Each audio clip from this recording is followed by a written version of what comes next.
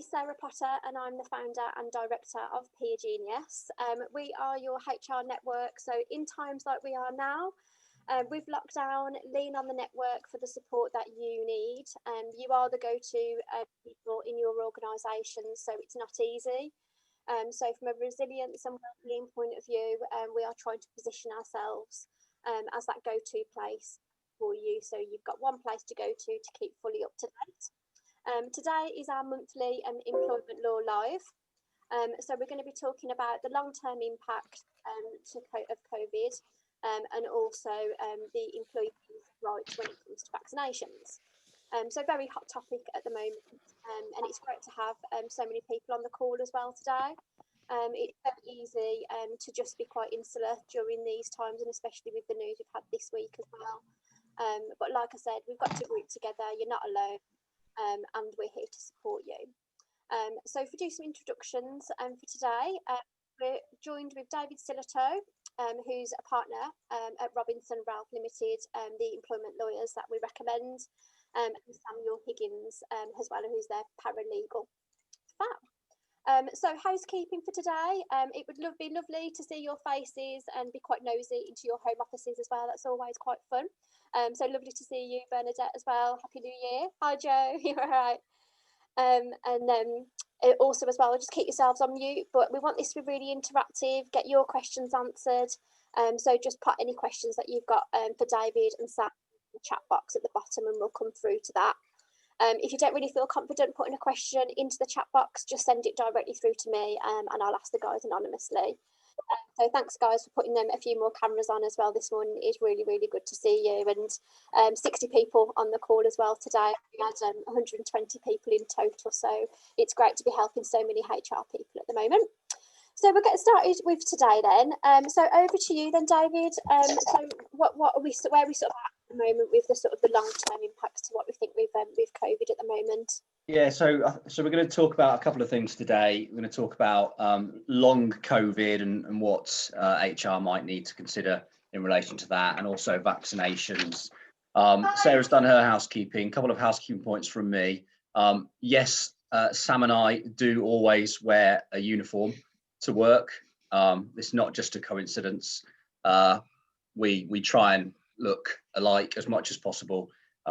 It very much helps the sort of corporate ethos, and just gets a good sort of atmosphere going at work if we're all dressed the same, like some sort of children's TV presenter. And also, we very much hope you're going to enjoy the webinar today.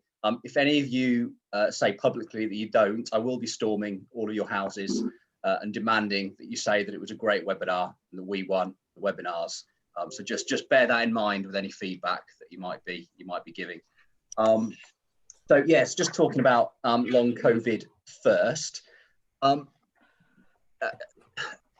Just really start by explaining what we sort of understand about long COVID at the moment. Now, obviously, we're familiar with the COVID-19 virus and the effect that it can have on people in the short term and the risk to life.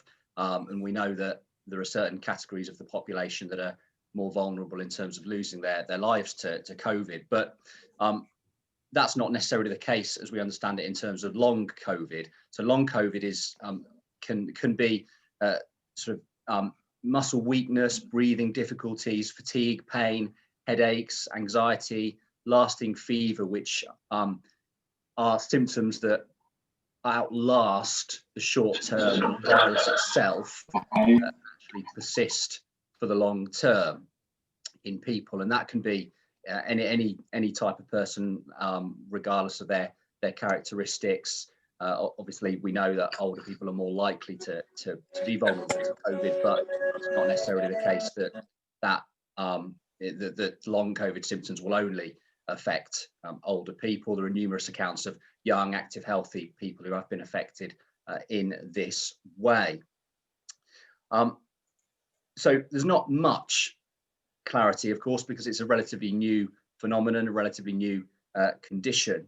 But the NHS website does say that there's increasing medical evidence and patient testimony showing that a small but significant minority of people who contract COVID-19 cannot shake off the effects of the virus after initially falling ill. And it's analogous to post-viral fatigue or chronic fatigue syndrome, ME, something like that. So obviously what you'll need to consider in relation to individual circumstances is whether or not long COVID might be a disability under the Act. And Sam, do you want to just pick it up from there?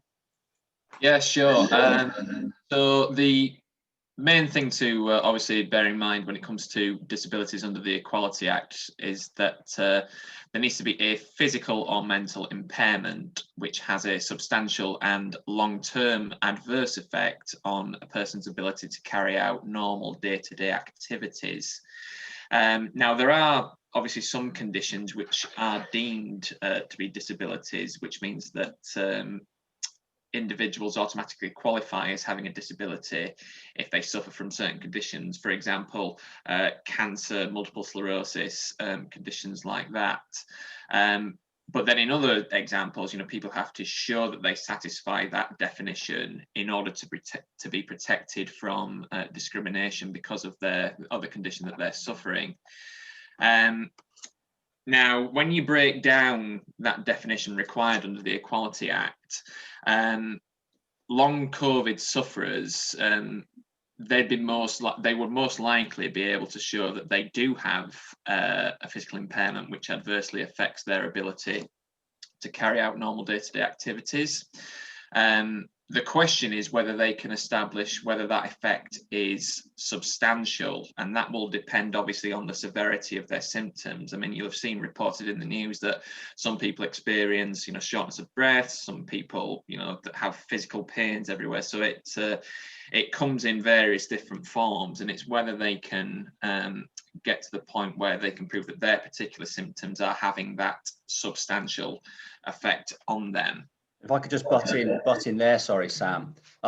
It's worth bearing in mind that substantial, that particular word in the definition of disability, simply means more than minor or trivial.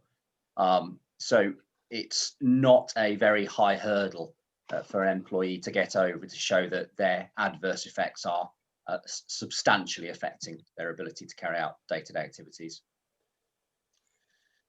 And then further to that, there's obviously the requirement for the adverse effect of the impairment to be long term. Now, under the Act, this is defined as having lasted at least 12 months, being likely to last at least 12 months, or being likely to last for the rest of the person's life. Now, obviously, COVID, even though it seems to have been around for in my mind, ages, and I'm sure it is for everybody else, it is still a relatively new condition, and there is very little that is known about it. So in terms of whether any legal determinations as to whether it is a long-term condition, we're not really going to be in any position to have a legal answer to that question until tribunal claims, which have COVID as a factor in them, until they actually get to the hearing and we start getting some decisions. Now, at the moment, with the backlogs and the difficulties that the tribunal system is facing, you're looking at probably, I mean, I don't know if David has any other comments on this, but you're looking at probably 8 to 12 months, maybe even more than that, before claims even get in front of a judge.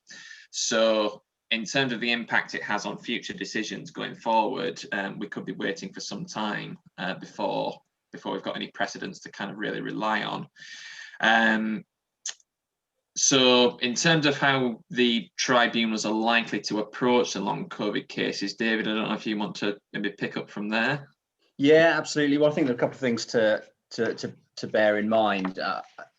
It will always be more important to consider the individual circumstances that you're faced with, as opposed to any sort of case law, because the question of whether somebody has a disability will always be decided based on their medical evidence. And long term, as Sam's identified, is perhaps likely to be the biggest query here, the biggest issue. And just bear in mind that if, for example, you're dismissing for frequent short-term absences or a long-term absence related to COVID in January of 2021, when that person contracted the condition in, say, June of 2020. Well, it's no good saying, well, the condition hasn't lasted for 12 months because, yes, it won't have, but that won't be the end of the story. You'll need to consider whether or not it looks as if it's likely to last for 12 months. And ultimately, the point in time at which you're making the decision that is later alleged to be a discriminatory decision will be the relevant point in time at which the tribunal will examine the facts to determine whether or not the relevant test is met.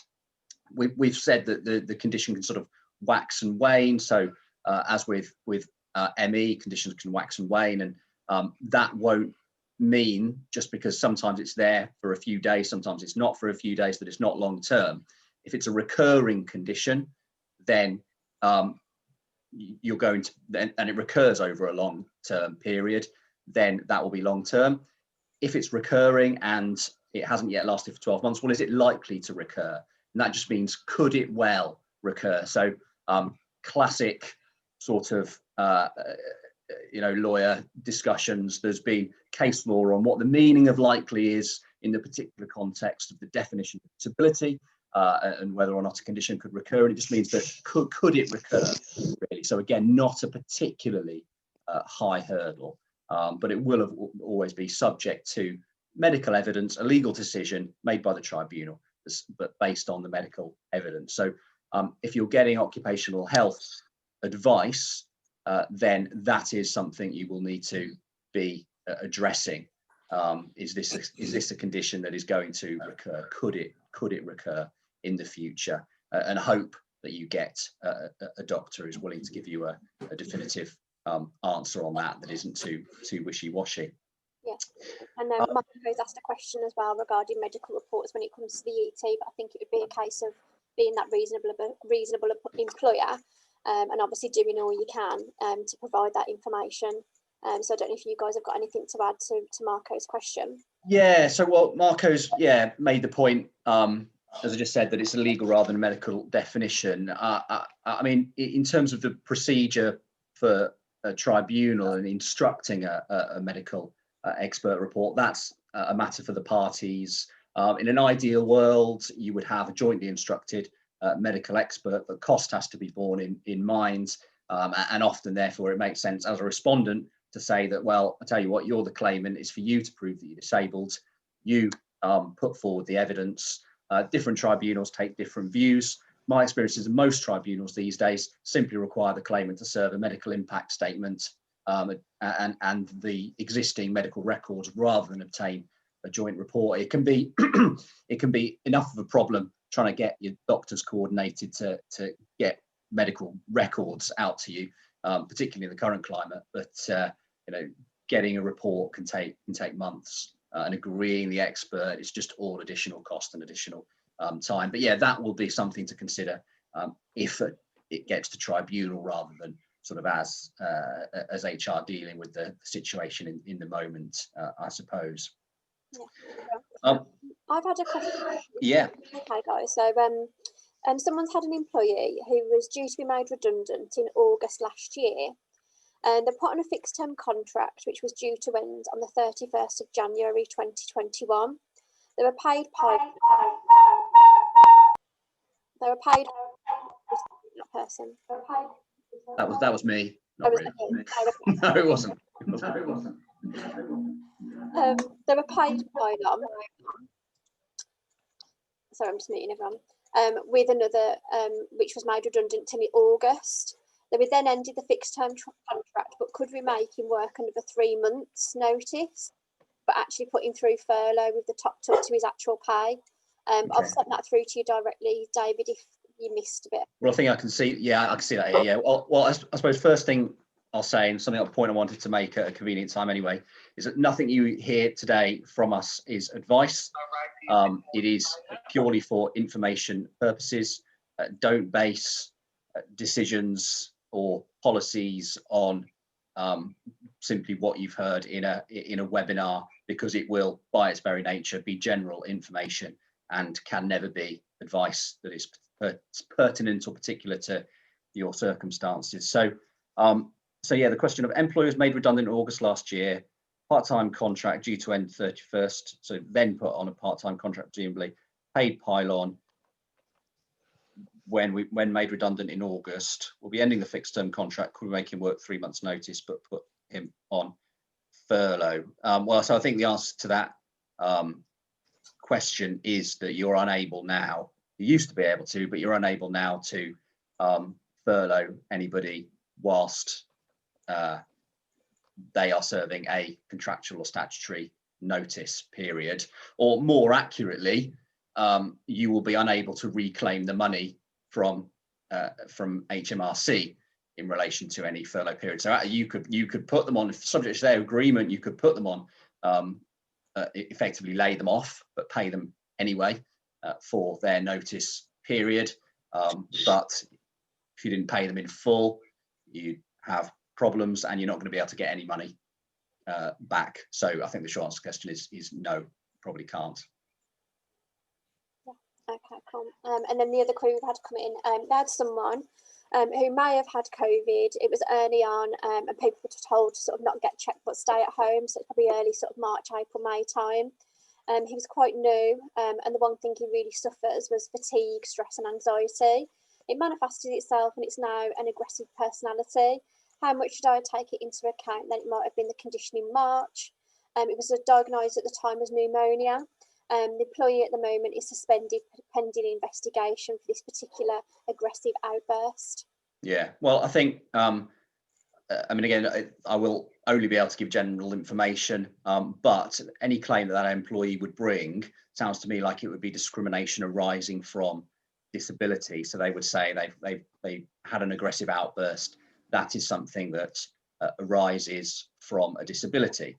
They would have to evidence that with supportive medical evidence. You can't just make that as a bold assertion. In tribunal anyway, obviously they can put that forward to the employer. As an employer, there are perhaps two things to consider. Firstly, how much are you going to look into whether or not that actually is the case? Are you going to get an occupational health report?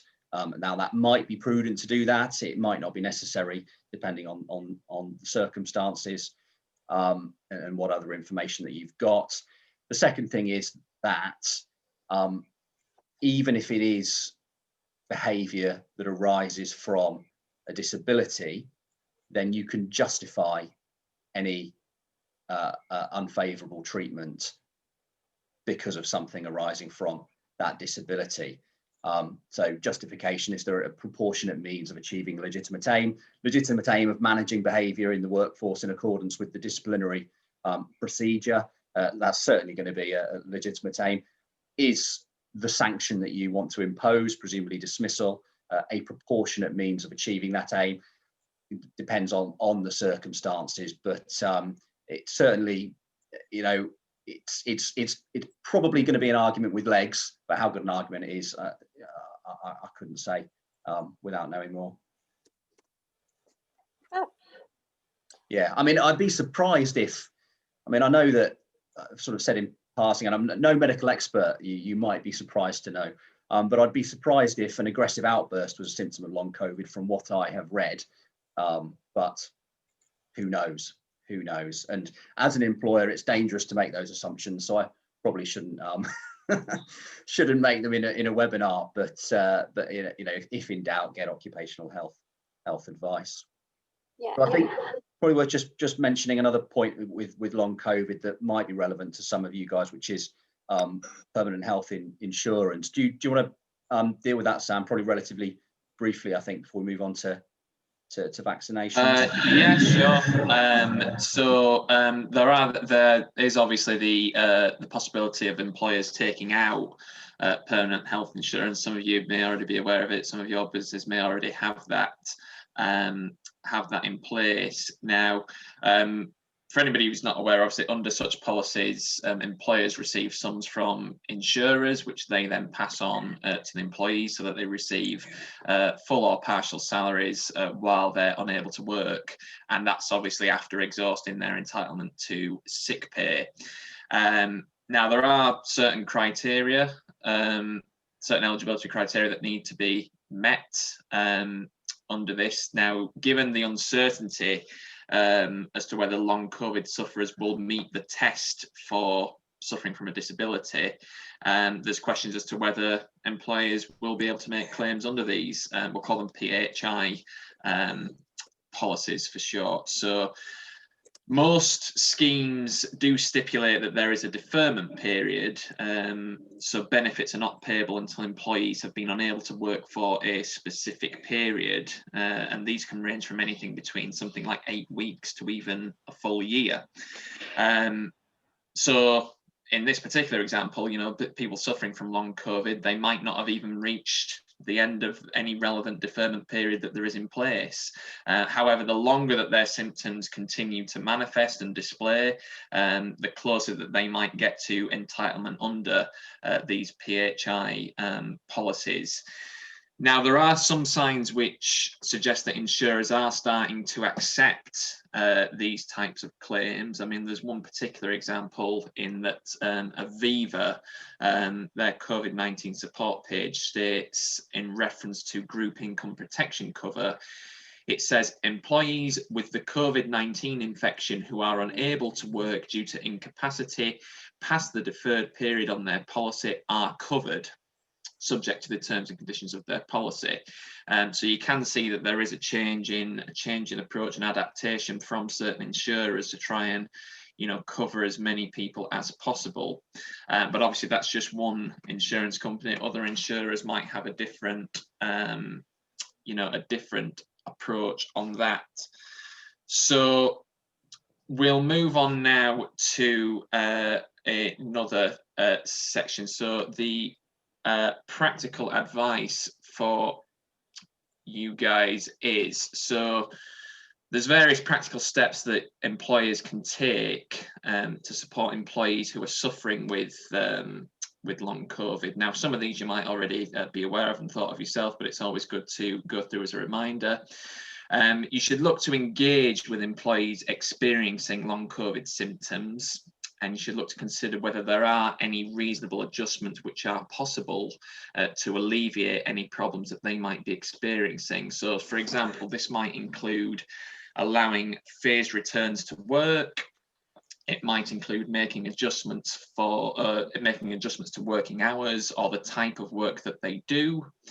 It might mean allowing an employee to continue working from home. It could mean providing access to occupational health and employee assistance programs. And employers should document any detrimental impact on the business which is caused by any absences as a result of COVID-19, because that may obviously help you out in the long run. Obviously, speaking to insurance providers to find out what approach they're taking towards long COVID, as we just discussed, that's obviously something that you might want to think about as well. And it's important, obviously, to proactively manage absence. So employers could explore the reasons for any absences and whether there is either a pattern of intermittent sickness absence or whether it's long-term sickness absences. And then obviously you can then start to refer employees to occupational health to gain a better understanding of the prognosis in individual circumstances. So that's just a sort of a brief sort of summary of steps that employers should consider taking. I think, David, are we going to move on to a little bit about vaccinations now? Yeah. Unless, Sarah, I don't know if you've seen there any questions on that particular topic that we should cover before we move on. Keep going, but guys, put your questions to us. So we're Okay. for sort of the next 20 minutes. I mean, I've noticed there's one sort of expression of dissatisfaction in the comments box. It's I only tuned in to see Simon Robinson. He's brilliant. I was trying to ignore that. He is informative, funny, and bloody good looking, and that's from Simon's iPhone. So I wonder who that could be. I can't. Yeah, I'm not quite sure.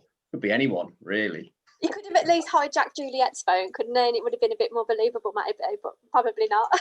That's definitely not come from Juliet. If I know anything about Juliet, that's definitely not what she feels.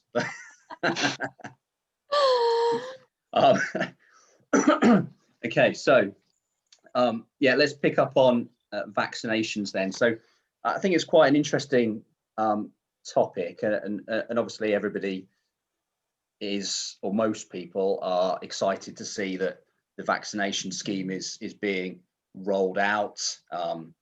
Personally, I'll be there as soon as I can.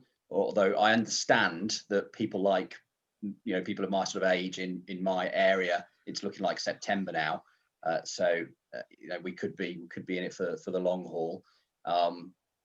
But employers, I think, are probably considering a couple of things. Firstly, can we vaccinate people? I think that I can answer that very, very shortly. That's probably looks, well, in terms of can we pay for people to get vaccinated if they want it on a private basis? I think that probably seems pretty unlikely at the moment. I think you'd have trouble getting hold of private vaccinations, given the demand from governments around the world and the contracts that have been signed. So maybe in the future there'll be that, similar to that employers being able to get flu vaccinations for people, but right now I think that's probably unlikely.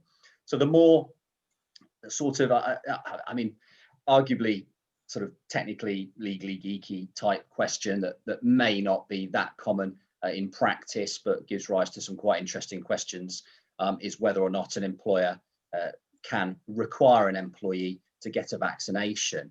And really what that means, in another way of putting it, is can we dismiss people if they refuse to get a vaccination? Because of course you're not going to be able to physically force people to do it, but you might be able to impose disciplinary sanction if people refuse to follow a reasonable instruction. So is it a reasonable instruction? So I think the short answer to the question is that it's unlikely to be a reasonable instruction to require employees to get a vaccination or face dismissal. I think it's for two reasons really. One, even the government isn't saying that you absolutely have to get a vaccine in order to go about your daily life and to leave your house. Thankfully, I'm glad, and I hope they don't say that. Two, for most employers, it's not going to be an absolute requirement that somebody has a vaccination in order to do their job.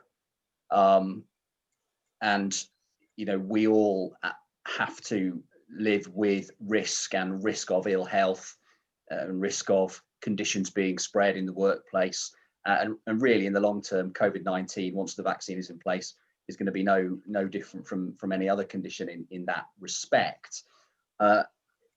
Requiring employees to do it, requiring them to go through an invasive medical procedure runs the risk of breaching trust and confidence as well. So even if you're not imposing dismissal as a sanction, even if it's just going to be demotion or removal to a different post, and you're going to run the risk of a constructive unfair dismissal claim. Consider the data protection issues. If you are going to implement something like that, you're going to have to process data about medical data about whether or not people have had the vaccination. Is that necessary? What's going to be your basis, your legitimate basis for processing that? You're going to have to do legitimate interest impact assessment. Are you going to rely on consent? That's going to be hard. So yeah, I think it's going to be difficult. In terms of discrimination, there are possible discrimination issues as well if you are going to impose that requirement. Sam, do you want to pick up on some of those? Yeah, sure.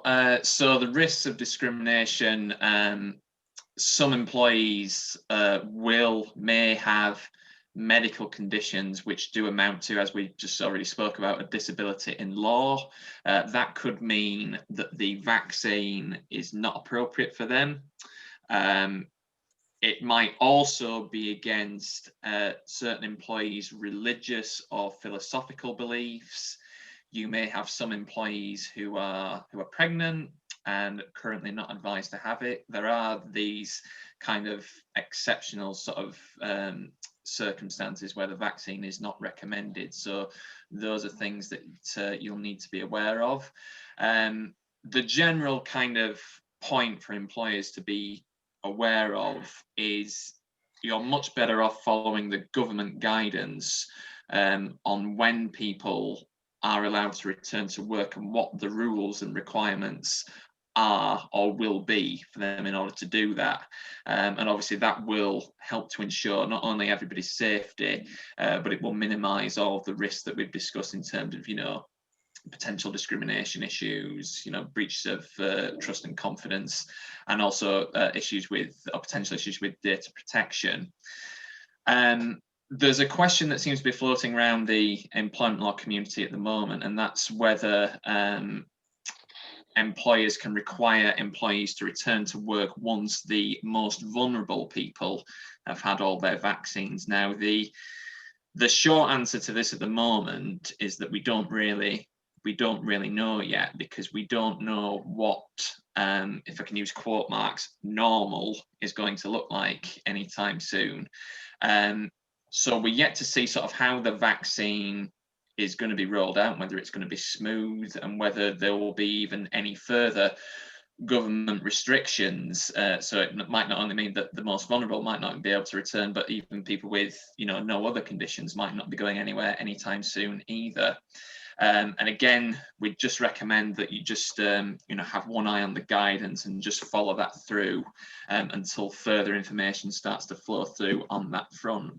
Yeah, I think sorry, just to buy in there, Sam, I think it's always worth bearing in mind that government guidance is not law, and the government guidance and decisions that you take will operate within the contractual and employment law framework that is already in place. But if you want to mitigate the risk, if you want to, one, increase employee confidence so that people are actually happy to return to the workplace, and two, if you want to mitigate the risk of, for example, constructive unfair dismissal claims or discrimination arising from disability claims where you might be relying on a justification defence, then following the government guidance is going to be, or saying I followed the government guidance is going to be a really good starting point to defend any claims and increase employee confidence. Sorry, Sam. Oh, that's okay, Chris. So whilst we're waiting for further information on how the vaccine's been rolled out and the developments in terms of restrictions, you might want to start turning your thoughts towards whether your company is going to continue to offer remote working and in what form that will take. And that's obviously when we get the decision of employees are allowed to go back to their workspaces, you might still want to use that option of remote working. Now, it's likely that there's going to be a further increased demand for working from home by employees, going forward. And if you think back to March, when companies had to sort of rush through in a bit of a panic mode and get these sort of arrangements in place, there is now a bit of time to sort of really think about going forward as we hopefully come out of this dreadful situation. How are we going to proceed going forward? And if you've got a good longer term plan, then your companies are going to be in a much better position. So that's something to think about. Yeah. We've just got 10 minutes left and there's a few questions that's come through. So are you all right to go to those then, guys? Yeah, absolutely. There was one thought, so that was prompted by one of the questions actually. Yeah. Just in terms of the reasonableness of any dismissal. If there might be some employers for which dismissal would be a reasonable sanction, for example, for dismissal for a refusal to get the vaccine, for example, a care home, somebody who works in the NHS. Now, it's always going to be subject to the circumstances. Is dismissal a reasonable response given the other options available? Can somebody be redeployed? So for most employers, it'll be quite difficult, I think, to justify it, but there will be some where it's perhaps more arguable that the vaccine is necessary.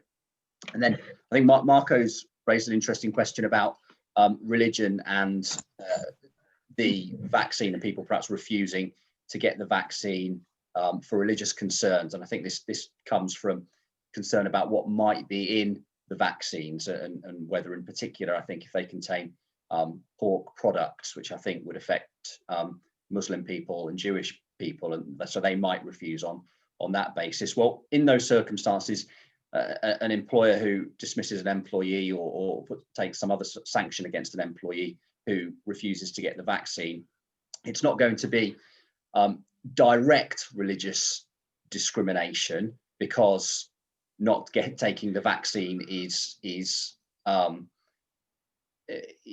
not a sort of fundamental tenet of the religion itself. It'll be indirect, in that a Muslim, perhaps, or Jewish person is more likely to be affected, more likely to suffer the disadvantage of being dismissed for refusing to take the vaccine.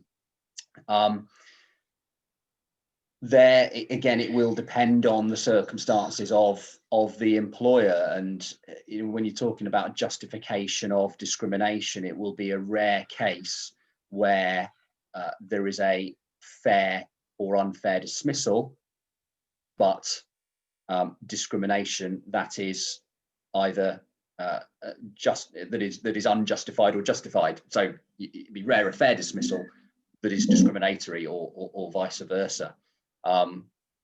So it will depend on the circumstances. I think there's possibly a direct religious discrimination argument, but which of course, if the employee succeeds on, there will be no ability for the employer to justify the direct discrimination. But I think, given that there's so many steps removed between the religion itself and the fundamental practices of the religion, not taking a vaccine, that argument probably wouldn't succeed. But I'm sure there are cleverer judges than me in the Supreme Court or wherever who might ultimately disagree. But I think indirect discrimination would be the bigger concern. And then touching on Joe's comment, because I know Joe works with people that go out into the community doing quite a lot of wellbeing. Could they refuse or withhold any occupational sick pay if they decided not to take the vaccine? Is there any measures that could take it in that way? So if somebody doesn't take the vaccine and is then off sick, no, I think probably not, because if they are genuinely off sick and they are contractually entitled to sick pay or statutory sick pay, then they're going to be contractually entitled to it. Yeah. And Michelle's asked if there's any adaptations that we've made to return to work pro formas with those returning from COVID-related absence. And do you think there's anything different that we should be doing on that return? No, not really. Return to work interviews deal with all manner of conditions already. The same considerations will apply. What are the adjustments or requirements of the individual who's been off, and what can the employer reasonably put in place to assist that employee back into the workplace? I don't think that changes whether or not the condition is COVID-19 or mutant COVID-19 that's doing the rounds at the moment. It's going to be a return to work interview with the same questions. Oh, okay, we've just got 4 minutes left for today. How time flies when you're having fun, hey? So much fun. Emma's put a question in, said, on the flip side, could we stop people attending the office or travelling to customer sites without having the vaccine? Well, I suppose it's not as much of a sanction as dismissal, but again, what's the reason for doing it? And I think you're in the same position really. If somebody's job requires them to travel to customer sites, and you're telling them they can't, well, you're effectively going down the dismissal route, aren't you? This is, I think, something that might be looked at. What are the alternatives to dismissal if you're going to impose a requirement as an employer that the vaccine is taken by your employees. If you can maintain, if you decide to implement that, you've got good reasons to do it. What are the alternatives? Can somebody do their role on an adjusted basis? If so, then that might be a reasonable alternative to dismissal. But I think it's probably slightly approaching that in the wrong way. Are we going to have the approach there is, are we going to have sort of adjusted requirements if somebody's going to take the vaccine to their job? Actually, the real question is, do we need people to take the vaccine in order to do their job as it is? And if you do, then you communicate that to employees. You hopefully get agreement from them, because you would think most people, for example, working in a care home, I mean, that's an extreme example. There'll always be grey areas, but care home, an extreme example, you'd think people would understand that and probably would willingly get vaccinated for theirs and others' protection. But yeah, you know, if there are more grey areas, then I suppose look into the options. But you know, what's the employer's policy going to be first, and why is that justified? And then look at the impacts of that. Yeah, well, and like Joe's put as well, like about what if people in the office refuse to work with people that haven't had vaccines, and it is just a bit of a minefield as well at the moment. And like Joe said, it's a bit of a nightmare. And who would have thought, Joe, we were there this time, well, March, wasn't it, with Public Health Director, like that it's going to be March another year, so a different year, just the different problems to do with it. Well, I think, I mean, just that question, I mean, if an employer makes a decision that it doesn't need to impose a requirement that everybody gets vaccinated, it's not for individual employees to enforce that by the back door. You know, you're not going to be able to say, okay, well, we've decided we don't need it, but somebody else is refusing to do their job, so we're going to implement it. No, it's the person who's refusing to do their job there that's a problem and needs to be managed appropriately. Oh yeah. Fab. So we have just a couple of other questions, and that Joe just messaged me as well to say, like, the Public Health Director was like, oh, it'll be fine, it'll be over in 3 months. And not, oh yeah, if only that would have been the case. So one company's offering a day off if someone's had the vaccine. So could that cause some trouble for the people that aren't having the vaccine because they're not getting that additional day off? The day off for someone having a vaccine because they're not having a vaccine is well, yeah.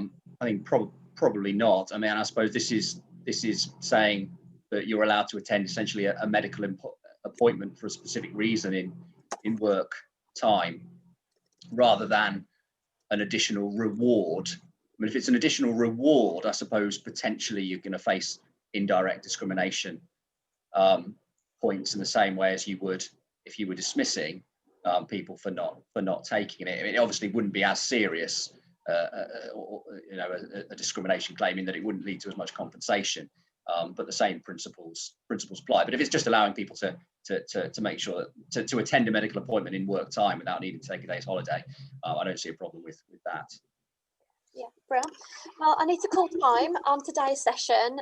So a huge thank you to Sam and David for today. As this has been sort of your freebie, like you do know, if you have got a different case that you wanted to open up with these guys, then get in touch with them. The reason why I work with them, because personally they are very commercial, they will give you all of the risks, and also as well, if the moment, if we're not laughing, we are going to be crying. So I know what I'd rather be doing.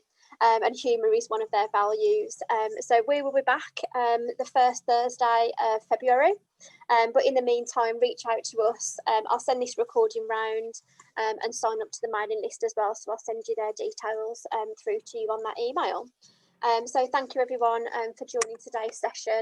And like I said, lean on the network and the support that you need from us during these difficult times. And we'll see you next time.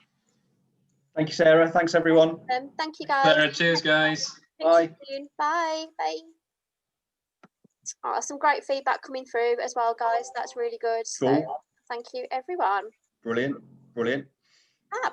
Cheers, and Sarah. Yep, no worries. So thanks very much then, guys, and I'll speak to you soon. Yeah, no worries. See you soon. Okay, Take care. Bye. See you guys. Bye. Cheers.